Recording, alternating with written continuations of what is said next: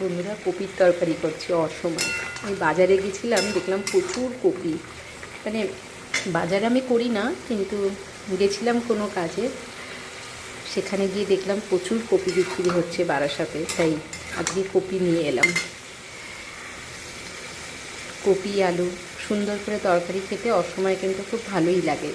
তো বেশ ভালো করেই মাংসের মতো রান্না করছি। আলু পেঁয়াজ সুন্দর করে ভেজে ভেজে, বেশ পেঁয়াজটা হালকা হালকা ভাজা হয়েছে, কারণ বেশি ভাজলে কিন্তু তেতো হয়ে যাবে, কারণ তার মধ্যে আবার কপিটাও ভাজবো, তাহলে পেঁয়াজটা তো নরম। তাই পেঁয়াজটা একটু ভেজেই আলু মিশিয়ে দিলাম।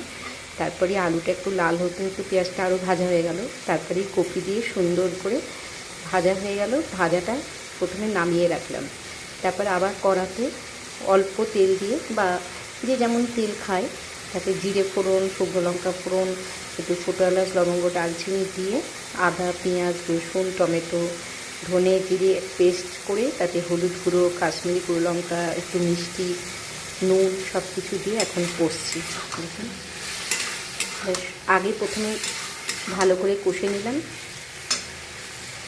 কষে নেওয়ার পরে অনেকটা কষা হয়ে গেছে, তখন আলু ফুলকপি মেশালাম।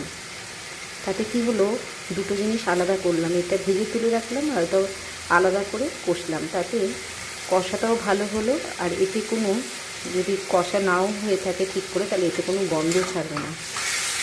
কারণ সুন্দর করে শুধু মশলাটাই কষেছি, বেশ হয়ে গেল আলু ফুলকপির তরকারি। এখন একটু জল দেবো, অল্প একটু কাই কাই করবো, আর ওপর থেকে ভাজা জিরে গুঁড়ো আর গরম মশলা গুঁড়ো আর ঘি, দারুণ খেতে হয়।